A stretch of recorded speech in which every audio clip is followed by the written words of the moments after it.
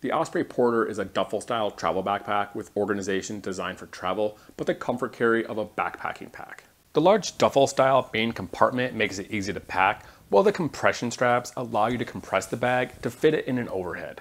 Osprey uses a 420 denier nylon for the Porter. They have a regular Packcloth style nylon on the main part of the bag, and then a Ripstop nylon on the sides and the bottom. It's common to see thinner fabrics used by companies that make outdoor packs like this, and while the fabric is much thinner than some other bags like this Air and this Tombin TriStar here, which use a really thick ballistic nylon, the 420 denier fabric is still plenty durable for travel. Like in all their packs, Osprey uses large, solid YKK zippers, but they've started to skimp a little on the quality of the plastic hardware. The main zipper is this largest number 10 YKK lockable zipper, with using number 8s and 5s on the rest of the exterior and interior pockets. However, all these buckles and adjusters are all this off-brand plastic hardware. There's nothing particularly low quality here. The hip belt is still thick and durable, but it's not YKK brand, and the rest of this hardware is noticeably lower quality than what they used to have in their packs from several years ago. The Osprey Porter 46 is kind of pushing the limits of a carry-on size travel backpack with a length of 22, the width of 14, and then the height is a little bit tall at about 11 inches when you have the bag fully packed out like I have it here. However, this thing has some pretty solid compression straps that allow you to squish the bag down as long as it's not fully packed out to get it down to use as a carry-on. This is the Porter from the side fully packed out, and I have a width here of about 11 inches. So this is gonna be too wide to fit as a carry-on on an overhead, and you're not gonna be able to pack the bag down like this, but if you take a little bit of this gear out, there's a second set of compression straps, buckles down here in the bottom that you can use to squish the bag down. I just took a bunch of stuff out of the bag to reduce the volume. So now these compression straps now, instead of clipping them into these top clips, we're gonna expand them out. You're gonna clip them into these side buckles down here.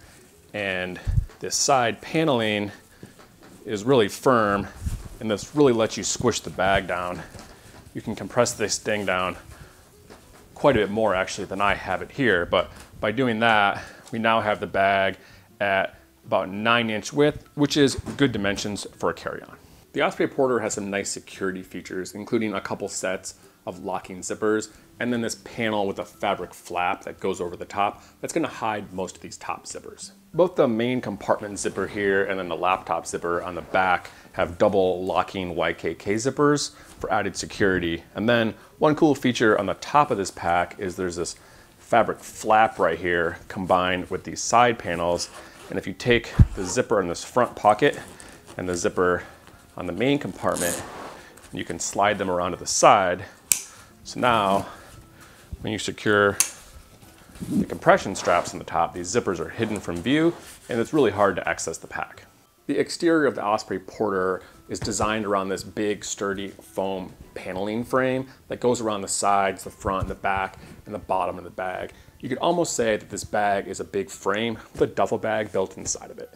All this side paneling adds structure to the bag and supports these really solid compression straps, which clip in 2 positions like I showed you earlier when I was compressing the bag down. You can clip them on the top kind of for normal compression, or if the bag isn't packed out too fully, you can extend the strap down and then clip these things over in these buckles on the side of the bag.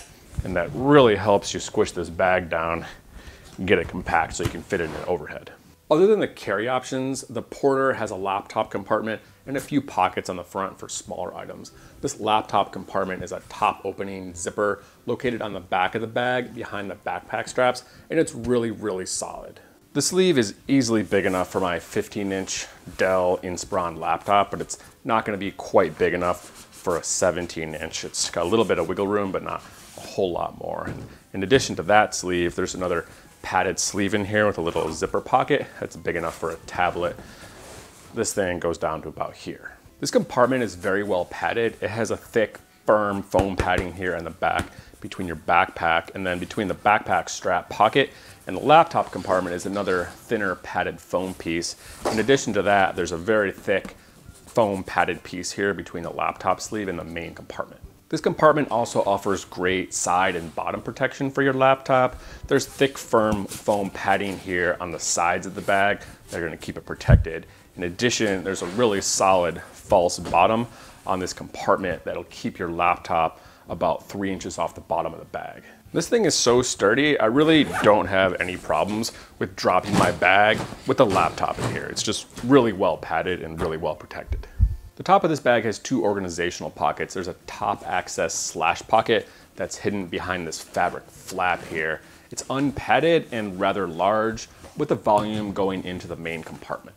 On the top of the pack, there's a long slash pocket running the length of the bag. It's pretty large, but pretty thin, good for kind of small, thinner items. And then there's this other long pocket that goes most of the length of the top of the bag. If the bag isn't too packed, this thing is big enough for maybe a small jacket or something. But other than that, it's gonna be where you're gonna wanna put your small items. There's a bunch of divider pockets in here, this little kind of padded meshy pocket here for phone or a battery pack, something like that. Little mesh pocket up here for small items, a couple dividers, pens, pencils, and then a few little dividers over here. Now looking at the carry options on the Porter 6, it has stowable backpack straps with hip belts, and then these little clips on the side of the bag that are designed for attaching a shoulder strap that's not included with the Porter. And then 2 of the most padded side carry handles I've ever seen. These things have a nylon flap on the top and then a full 1/2 inch of foam fuzzy padding on the bottom. The shoulder straps attach to the bag a few inches down from the top. They have these load adjuster straps that clip into these hidden buckles in the top of the bag, as well as adjustable sternum strap. They're decently wide with a slightly breathable fabric on the back, but they are a little bit thin for a bag of this size. The padding on the hip belts is a little bit thinner than it is on the shoulder straps here. You can see that. And it's also, these things are also kind of short, so the padding, I'll show you later when I put the bag on, but the padding is kind of come around mostly on the back, doesn't really come around to the sides of my hips where you want the padding to be. Both the shoulder straps and the hip belts can detach and tuck in inside this panel flap in the back of the bag. The shoulder straps go in from the top, and the hip belts are going to tuck into the same pocket, but they're going to go in through these little slits in the bottom of the bag. And then when you want to carry it as a backpack, these shoulder straps actually clip into the little buckles that are attached to the hip belts here on the bottom. So like this one over here, you have to take the hip belt out to attach the backpack strap, and you don't have the option of wearing it without the hip belts. As far as the back padding goes, there's a ton of padding on the back of this bag between your back and the main compartment. However, there's very little contour to the back of this bag, and there's virtually no air ventilation. The back of the Porter is very firm with support from multiple layers of this thick, firm padding. This back layer is the firmest. It's about 1/4 inch. It gives the bag a lot of its shape. And behind that is another piece of padding, and then a third one that's between the laptop sleeve and the main compartment. So we're looking at probably a good 1/2 inch plus of padding in the back of this thing. All the padding on this bag gives the Porter a ton of structure. I have it packed out right now, but this thing doesn't have a metal frame sheet going around it like some of the other Osprey bags, but even just this firm foam padding in here makes the bag really stiff, and it's hard to fold the back. And then before I show you the carry options, I just kind of want to give you an idea of how much stuff I have packed in this bag. It's pretty much completely packed out. I have shoes, puffy jacket, rain jacket.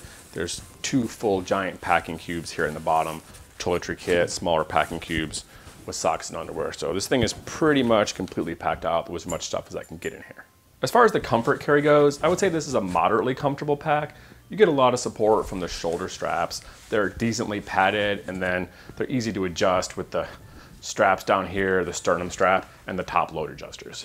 Because the shoulder straps start a few inches down from the top of this bag, you're probably going to want to use the load adjusters to bring the top of this bag closer to your back. It's going to make it more comfortable, bring the center of gravity closer to your bag, and it's good for weight distribution. This bag is about the perfect size for me. I'm 5'10", 200 pounds, with a torso length about 17.5 inches. And you can see where the hip belt comes around, my pelvic bone is right here, right under the side of the hip belt. So this thing sits on me pretty much right where I want it to be.